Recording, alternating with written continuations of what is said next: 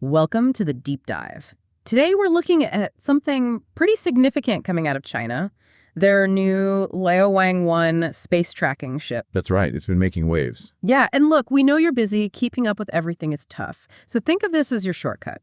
We'll break down why the ship is a big deal, what it actually does, and, the bigger strategic picture, all based on the latest news reports. Exactly. Our mission here is to cut through the noise, give you the core insights you need. We're not just talking about a ship. It's a strategic development. Okay, so Liaowang-1. The reports immediately call it a next-generation maritime space tracking vessel. That next-gen tag jumps out. It does. It signals something new. And they're calling it a major leap for China, both for their Navy and their space surveillance. That sounds pretty impactful. It is a strong statement. Yeah. And the details seem to back it up. Descriptions mention these prominent radar domes, massive high-gain antenna. Right. One source even called it ugly and impressive. Okay. Function over form, then. Definitely. It screams capability over aesthetics. But this didn't just pop up out of nowhere, did it? I mean, the articles say it's the successor to the Yuanwang ships. Correct. The Yuanwang class has been around since, believe it or not, 1977. Wow. Okay, so decades of experience leading up to this? Precisely. They've been the workhorses for China's space tracking. The Liaowang-1 represents a really significant upgrade on that legacy. A new era, you could say. So, boiled down, what's its job? What does it do out there? Fundamentally, it watches things in space. Satellites, rockets launching, missile tests. And it does this from international waters. That's the key. Operating from international waters gives it global reach. And that mobility, that must be the big advantage over ground stations, right? Yeah, absolutely critical. Ground stations are fixed. They have inherent blind spots based on geography. Yeah. A ship like Liaowang-1, it can position itself anywhere needed. Observe launch arcs, satellite passes, missile tracks, all in real time. It plugs those geographical gaps. Okay, this is where it starts getting really interesting, isn't it? The military side, the geopolitical angle. This isn't just tracking weather satellites. Oh, definitely not. Yeah. That global coverage serves multiple strategic aims. Think about satellite orbits or launch paths that cross oceans. Right, you need eyes there. The Liaowang-1 provides that crucial link. Plus, consider China's own growing military satellite network. Their Beidou navigation system, surveillance sats, comms. Exactly. Essential military assets. This ship helps ensure they have continuous monitoring and support for that critical infrastructure. Modern warfare relies heavily on space. So this ship bolsters the reliability of their space-based military capabilities. It enhances the resilience, yes. Yeah. And then there's the missile tracking aspect mentioned in the reports. Yeah, including potentially ICBMs, intercontinental ballistic missiles. That capability is significant. Tracking ICBMs accurately provides major intelligence advantages. And there were hints about anti-satellite roles, ASA. The sources touch on that, yes. Yeah. A potential future role. China's shown interest in ASAT tech before, and a ship with these advanced tracking capabilities could, logically, play a part in such systems down the line. It fits the profile. So zooming out, the message here seems pretty clear. Deploying the ship globally signals ambition. It's a very visible statement.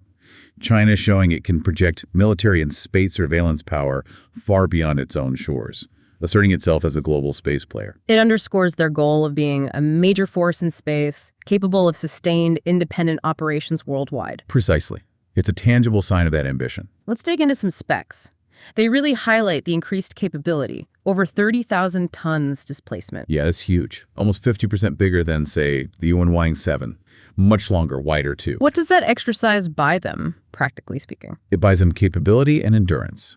More space for sophisticated tracking gear, more fuel for longer deployments, greater range. So it can stay out longer, go further? Exactly. Stay on station in key areas for extended periods without needing to refuel or resupply. That persistence is valuable. The reports also mention this large array of dish antenna, comparing them to ones used for missions like Shenzhou 11. What does that tell us non-space experts? Think of them as extremely powerful, sensitive receivers. The comparison to Shenzhou 11, a complex human spaceflight mission, suggests Liaowang-1 is equipped for really demanding tasks. Like complex space missions and defense monitoring? Yes. It implies it can handle a high volume and variety of complex signals needed for both advanced spaceflight support and defense-related surveillance. And this form follows function design idea keeps coming up, not just for this ship, but others like the Dongjin-class surveillance ships. Utility first. It shows their priority is operational effectiveness.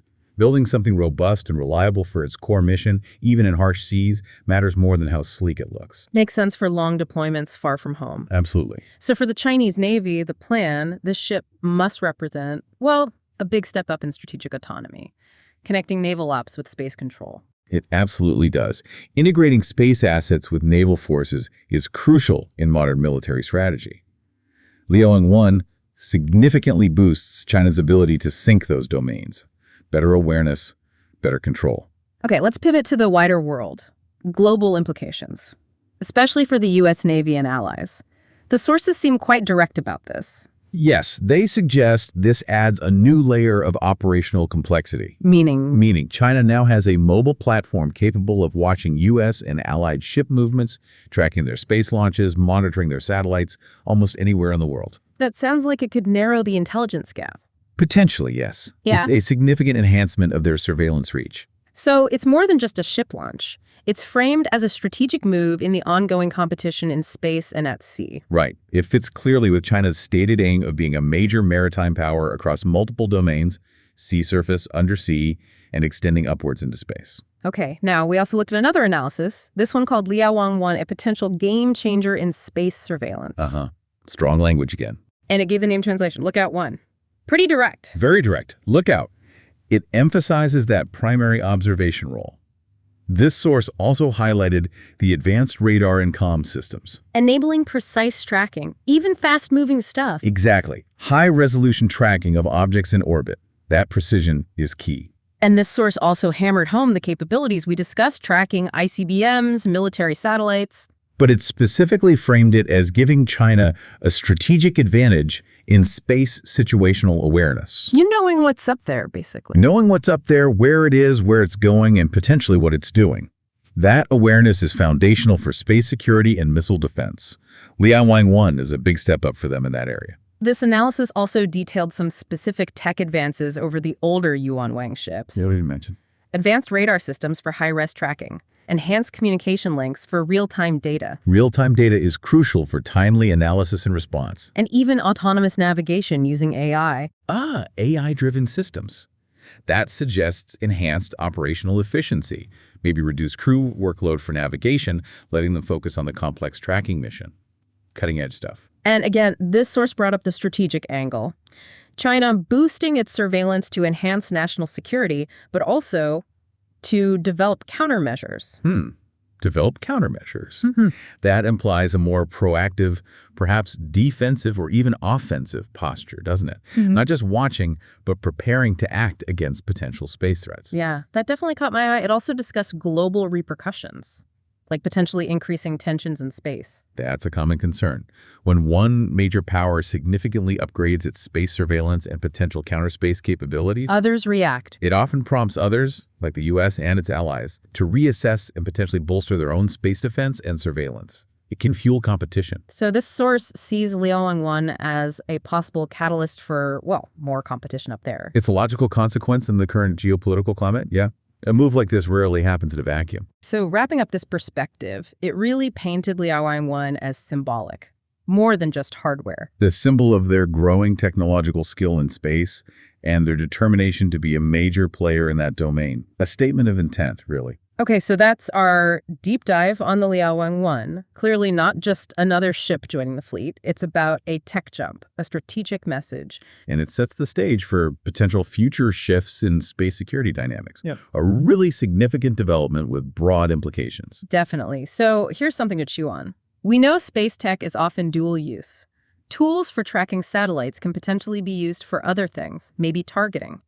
Yes, that's inherent in the technology. So as these kinds of advanced global monitoring capabilities spread, what does that mean long-term for international security, for cooperation in space?